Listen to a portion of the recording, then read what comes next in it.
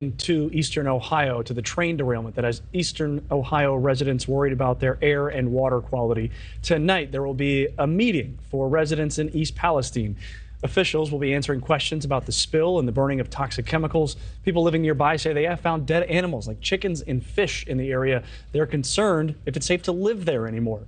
At press conference Tuesday, Ohio's Governor Mike DeWine revealed the train wasn't considered a high hazardous material train, meaning that Ohio wasn't told about its route or what it was carrying ahead of time. Frankly, if this is true, and I'm told it's true, this is absurd, and we need to look at this, and Congress needs to take a look at how these things are handled.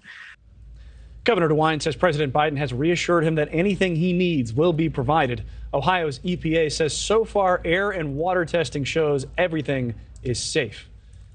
As this devastating environmental disaster poisons the air in East Palestine, some residents are questioning the federal government's response, and Joe Khalil has more on the White House's perceived lack of attention to this public health emergency. Good morning, Joe.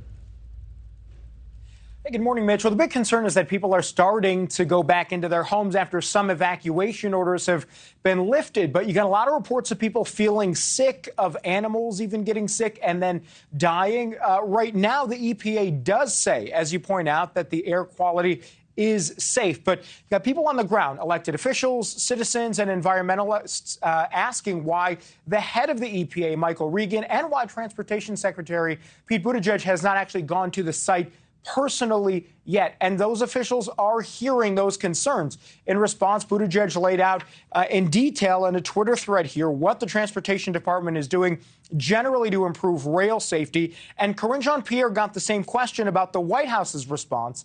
Here is how she answered. What EPA has been doing on the ground. They've been on the ground on site since February 4th. They are clearly closely monitoring the situation in East Palestine. And our top priority is, of course, the health and safety of the community. Since February 4th, EPA has been leading air quality testing.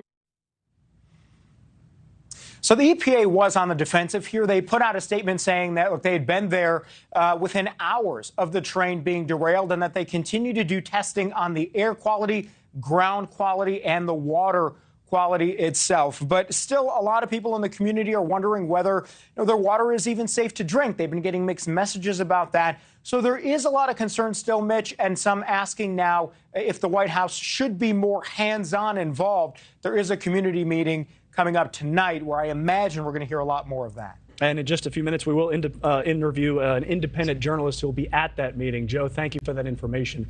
Thank you for watching. Go to newsnationnow.com to find NewsNation on your television provider. And don't forget to click the red subscribe button below to get more of NewsNation's fact-driven, unbiased coverage.